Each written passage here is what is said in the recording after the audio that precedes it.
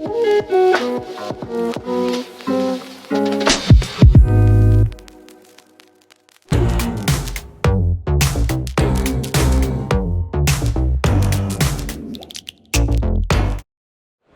tarde a todos, mais um Eleven Convida, mais um espetáculo de conversa com outro grande amigo. Para mim, uma grande referência técnica, intelectual, de cara, um cara que eu adoro.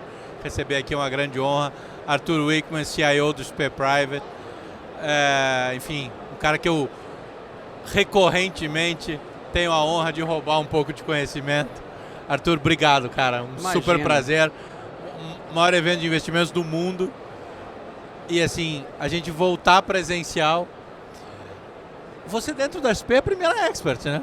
Ela é a primeira expert presencial. Isso. É a primeira expert presencial. A gente participou da última online. Não é nem de perto a mesma coisa. Isso que pulsa, né, cara? É muito legal. O contato do ser humano, por mais que a gente queira, o ambiente digital ainda não substitui perfeito isso. Tá aqui, tá trocando ideia, tá olhando no olho, não é a mesma coisa. Né? Cara, muito obrigado mais uma vez. É sempre uma honra e uma alegria, cara. Imagina, cara. É um prazer enorme estar aqui com você. Eu aprendo pra burro com o Dato toda vez. É o contrário, é ele que me ensina, não eu que ensino a ele. Então tô aqui com o professor. Tô super feliz de estar aqui. Arthur, cara, uma hora tão complexa, né? Tão difícil. Eu até ia comentar antes da gente entrar aqui. Depois eu vou te mandar. Ontem a gente publicou um material de perspectiva do segundo semestre. Eu trouxe um pouco, entro lá com a minha carta, né, abrindo, não inédita, inteira de behavior, de comportamento, de processo de tomada de decisão. Respeitar esse desconhecido, né, respeitar a complexidade que a gente vive. A gente vive um quadro inédito hoje na história, né? Perfeito. Sem precedentes. A gente nunca viveu uma enxurrada de liquidez tão boçal no mundo, com um período tão grande de juro tão baixo, dezenas de trilhões de dólares alocados em juro negativo até outro dia. Isso. De repente a gente tem um processo de inflação voltando. Discussão se é transitório estrutural, se é quase filosófico, né? Mas que voltou para um movimento que a gente tem uma combinação também sem precedentes, que é ter que mexer no componente de liquidez e de característica estimulativa de juro no mesmo tempo. Cara, e você olha para tudo isso e você ainda tem que tomar decisão o tempo inteiro. Que encrenca, né? É difícil. A verdade, Dato, é o seguinte, o mundo sempre é complexo, tá? Mas, sendo sincero, a gente está num momento realmente único, né? A gente está num momento no qual a gente fez um experimento único de tentar reinflar as economias, né? Que foi super bem sucedido do ponto de vista de sustentar a demanda, só que aí colapsou a oferta, né? Então você tem demanda e oferta mexendo ao mesmo tempo. A gente pode até criticar as autoridades monetárias, etc., no que elas fizeram, e acho que merecem um grau de crítica. Mas a verdade é que, poxa, o pessoal estava navegando em mares nunca antes navegados, entendeu? Eu estava conversando outro dia com um gestor, e eu acho que a sua pergunta é: como é que a gente gere dinheiro nesse ambiente? Com muito respeito ao desconhecido. Isso. Esse é o elemento essencial. Eu estava conversando outro dia com um gestor que falou para mim: não, eu rodei uma análise nos últimos 20 anos, nunca aconteceu isso, logo eu tenho certeza que esse portfólio está correto. Eu falei, mas amigo, a gente está vivendo alguma coisa que a gente não viveu nos últimos 50 anos, que é a inflação. Então, tua amostra está errada, cara. Já começa daí. Então, assim, respeito ao desconhecido. Algumas das coisas básicas sobre investimento nunca mudam, mas muito respeito ao desconhecido, que a gente está vivendo um tempo particular. Essa carta que eu estava mencionando, o título dela é Bounded Rationality. Perfeito. Né? Que é um conceito super importante dentro da escola de economia comportamental, que é a racionalidade limitada, né? Como que isso atua no nosso processo decisório. E acho que o respeito ao desconhecido, eu devo usar quase que esta frase, inclusive em algum momento, porque é entender as nossas limitações, é entender aquilo que a gente tem à nossa disposição.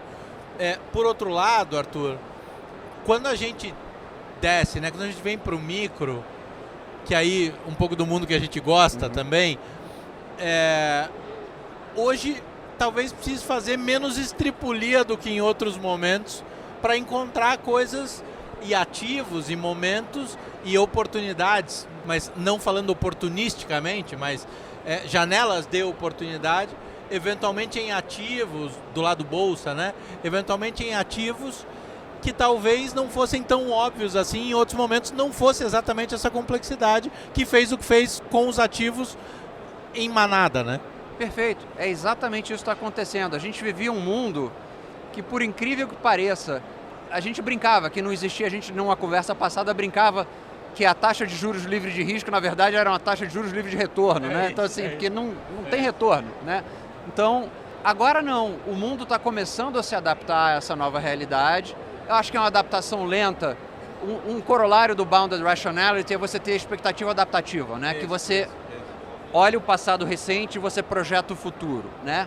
Então, a gente está passando por esse processo, por uma geração inteira de investidores. Isso nos Estados Unidos é muito claro, que nunca viveu inflação, então eles estão tendo que aprender a viver com isso. E essa incerteza se manifesta em prêmios de risco maiores. Poxa vida, antigamente, eu estava falando com um grande gestor outro dia, falou, poxa, a gente comprava um bond nos Estados Unidos, você achava alguma coisa a 3%, você dava graças a Deus. Agora está tudo 7%, 8%. Então, tem prêmio de risco, em ações a mesma coisa.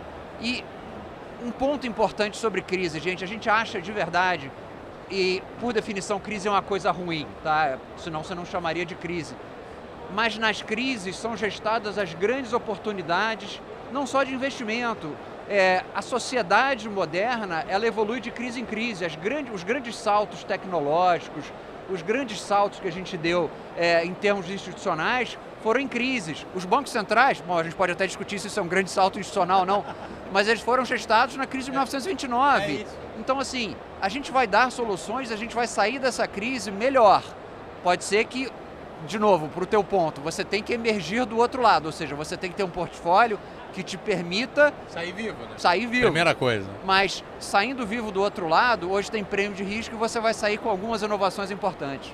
Acho que a gente, eu ouvi, né? Me perguntaram aqui ontem e hoje a mesma coisa, né? Se o mercado errou em trazer tanta empresa de crescimento, né? De growth que demandava capital, que quando você fazia a conta de perspectiva de retorno sobre capital, com a taxa de juro negativa lá fora, 0 em muito lugar e 2% aqui, é uma coisa. Quando você vive essa realidade é outra. Mas é engraçado, né? A gente que é o que eu falo pro time, né? Eles são certamente mais inteligentes que eu, mas eu só tô aqui há mais tempo, né? A gente que tá aqui um pouquinho mais de tempo, você olha e diz assim, o que aconteceu não é uma novidade, não é uma particularidade do mercado brasileiro. Não. Isso é assim, historicamente, a gente tem grandes colapsos, tipo a Bullet.com, alguma coisa assim, que essa é mais característica com companhias chegando, diferente do crash do housing market, que daí já era, né, uma coisa que veio se criando ao longo de muitos e muitos anos, muito mais densa. Agora, essa discussão de business saudáveis, e aí vale para o lado do equity e para o lado da dívida, de business bons, que saem vivos, que emergem. Eu tenho a sensação que a gente pode viver um ciclo, não de winner takes all, mas de big winners. Perfeito. De um filtro qualitativo importante. E isso deve se refletir tanto do lado de dívida, quanto do lado de equity, até porque a gente está falando das mesmas coisas. Perfeito, concordo 100%, e acho que você trouxe o exemplo perfeito. Hoje em dia não existiria a Amazon se não tivesse existido a bolha de 2001. Por que eu falo isso? Você fala assim, a gente deu funding demais para empresas que não geravam caixa em 2001. Lembra que 2001 era Pets.com, esse tipo de coisa. Mas a verdade é que a inovação ela é um processo darwinista de tentativa e erro. Não dava para você saber das 10 mil empresas na época... Expost é ótimo, né? Expost é fácil, mas das 10 mil empresas na época, quem seria a Amazon? Quem seria, entendeu, a empresa que promoveria o crescimento, entendeu, de internet? Você não saberia. Então você tem que dar funding para as 10 mil, e dessas 10 mil, uma emerge como a vencedora e aí assim a tecnologia se organiza, a gente sabe que por ter efeito de rede, custo marginal baixo, ela se organiza em mercados de winner takes all, winner takes most, Isso. e aí um vencedor finalmente emerge.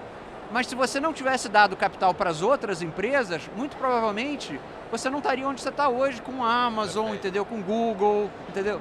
Então, faz parte do processo. Ele é um processo darwinista de tentativa e erro. Se a gente pudesse só inventar e só dar capital para as Amazons e para as Googles, o PIB do mundo ia ser muito diferente do que ele é hoje, mas a gente não consegue fazer essa seleção ex ante, né? Sim. Então você tem que ser meio que, olha, você dá funding para todo mundo e os mais fortes sobrevivem. E em momentos, né, pensando em alocação de capital, em momentos como esse, em janelas como essa, tem muita coisa que sai robusta, que não só sobrevive, mas que fica até mais forte, dada a alteração em muita cadeia ou ambiente concorrencial, e que o mercado acaba precificando, nesse momento ainda, junto com os que não eram bons, né? E dos que não... Perfeito. Eu vou usar um exemplo que eu gosto muito, que é o exemplo da biologia. Quando você tem um ecossistema e você tem muitos membros desse ecossistema, você tem uma quantidade finita de alimento, todo o ecossistema fica mais fraco. Aí o que acontece? Alguns mais fracos vão morrendo, e os que vão emergindo vão absorvendo aquela quantidade finita de energia, vamos pensar nisso na demanda, né? Só que essa demanda vai ser cada vez mais dividida por menos players. Sim. E esses players vão ter um market share maior. Então, hoje em dia, você está semeando, entendeu? As sementes dos próximos grandes líderes dos próximos ciclos de expansão. Então, toda a crise faz isso. É ruim para os que ficam pelo caminho, mas, por outro lado, o capitalismo é assim. O capitalismo é sucesso e falha. Isso. E você não pode ter o sucesso sem ter a falha. Cara, isso é sensacional, né? Não pode ter o sucesso sem ter a falha. Escreve na parede, lê isso todo dia, isso. em qualquer coisa que você vai fazer na tua Exatamente. vida, né? Qualquer tipo de relação, relacionamento, construção ou projeto. Mais um ponto aqui é assim, né? A gente... quando a gente pensa em portfólio, a gente tem de fato uma parcela hoje que a gente consegue deixar bem entre aspas isso, mas com um risco muito baixo, para não dizer livre de risco, não é, mas com um risco muito baixo, com uma remuneração importante, dada a característica de juro que a gente tem hoje aqui. Perfeito. O equilíbrio desses portfólios, ou deste dinheiro, ou destas caixas de alocação, queria saber como é que você olha, assim, uma coisa que a gente tem discutido nos nossos comitês é o seguinte: se eu tenho uma parcela que remunera substancialmente acima do que remunerava há muito pouco tempo, com uma exposição a risco muito menor, e do outro lado, do lado de risco, onde se tem risco, mais o lado de equity, a gente tem um lado mais muito assimétrico na perspectiva da relação preço com valor. Perfeito. E você consegue combinar essas duas frentes do teu portfólio, o custo do carrego dessa posição, dada a assimetria que tem, passa a ser muito mais uma discussão da janela temporal que você tem para cada pedaço do dinheiro que você tem. Exatamente. Do que especificamente do retorno, porque o retorno combinado tende a ser adequado se a tua janela temporal estiver correta. Perfeito, é isso. E esse é um dos pontos que as pessoas menos falam e um dos pontos mais importantes sobre investimento, que é qual a tua janela, o teu horizonte de investimento, entendeu?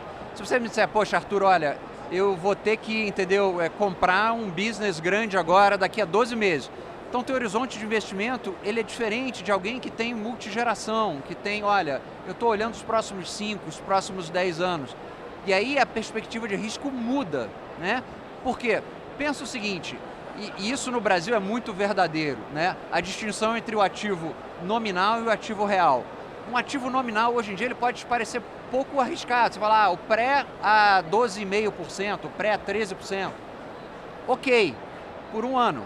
Mas estica para 10 anos no Brasil e tenta pensar um Brasil de 10 anos, onde as coisas podem dar muito certo, onde elas podem dar muito errado.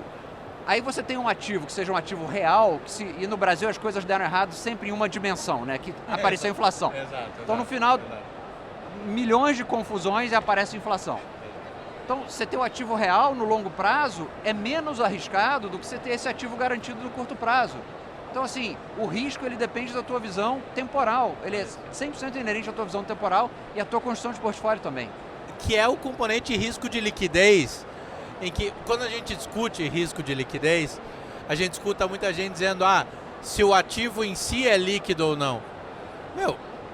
Traz a sua percepção, e o Kahneman fala muito isso, né? O efeito específico de cada movimento. Isso. E o efeito na resultante, no teu patrimônio. Qual é o tamanho do teu patrimônio que você está colocando? Qual é a parcela em relação ao teu patrimônio que você está puxando em cada uma dessas posições? Então o risco de liquidez deixa de ser o risco do ativo, mas o risco de quem toma a decisão. Total, entendeu? E essa é uma das coisas que a gente vê muito acontecer, né? A pessoa fixar num ponto específico do portfólio, fala, cara, a teoria de portfólio te diz muito claramente, o teu portfólio ele é um agregado, ele é a soma de todos os seus ativos. Não adianta você, olha, muitas vezes perguntavam isso pra gente, vem cá, qual é o melhor ativo? Eu falei, olha, não existe o melhor ativo. Existe o melhor ativo no contexto de um portfólio. Então, mas isso aqui não é líquido. Poxa, mas se você tem 20% de caixa do outro lado, esse 1% do teu portfólio que está ilíquido não vai te matar, entendeu? E vai buscar um retorno mais alto. Ok, então faz sentido, né? Então você tem que olhar o portfólio como um todo, você está 100% correto. Cara, esse é um dos maravilhosos casos em que eu passo horas e horas e horas falando, né? A gente está na feira, Arthur, super demandado. Arthur, de novo, né? Você conhece minha história, nosso DNA. A gente trabalha muito esse lado porra, não tem atalho, tem que estudar, tem que ser técnico. Não sei se eu te contei isso no nosso último almoço, mas a Júlia, minha filha, atualizou esse número essa semana. Ela terminou de ler o 27º livro dela no ano. Que legal. E, cara, esse é o tipo de retorno composto. Total. Que é extraordinário. A gente vê muita gente na feira, aqui, que é um lugar em que tem tanto conhecimento gratuito sendo disseminado. A quantidade de gente que nos acessa querendo a dica, a solução. Não tem essa história, né? Então, assim, queria de novo te agradecer, porque é muito rico isso que a gente compartilha. Ter você aqui é sempre um imenso prazer. Eu tenho o prazer de ter isso offline, mas compartilhando com as pessoas, porque assim, é chato, né? Não é sexy ficar contando a história de que não tem o atalho, precisa esforço, precisa, mas cara, obrigado por nos ajudar, por trazer isso, porque eu acho que esse é o grande game changer, é construir a visão e a percepção de que o respeito ao esforço e a necessidade é fundamental. Antes de jogar a bola para você concluir, eu ontem fiz uma pop-up aqui, eu disse que eu citei uma frase que eu achava que era do Charlie Munger, mas que em tempos de internet o que não é o Warren Buffett ou o Munger é Clarice Lispector, né? Então, eu não sei exatamente o que é, mas que dizia o seguinte, que você não consegue virar um investidor consistente ou muito consistente mais rápido do que você viraria um oncologista de sucesso. E eu não sei por que as pessoas não entendem que isso é assim, né? Obrigado de novo, cara, poxa, por favor. Dato, olha, super obrigado. Deixar aqui essa mensagem, gente. Tem alguma coisa muito interessante acontecendo no capitalismo mundial. E isso tem a ver com o teu ponto. O ativo mais bem remunerado hoje em dia é o capital intelectual.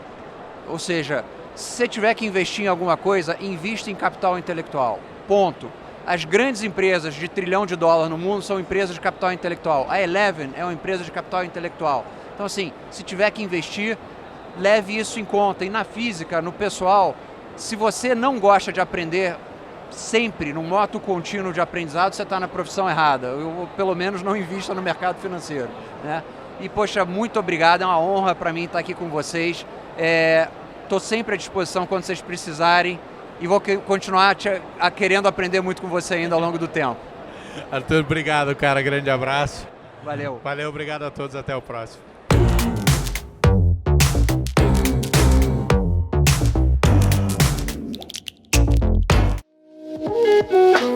Thank you.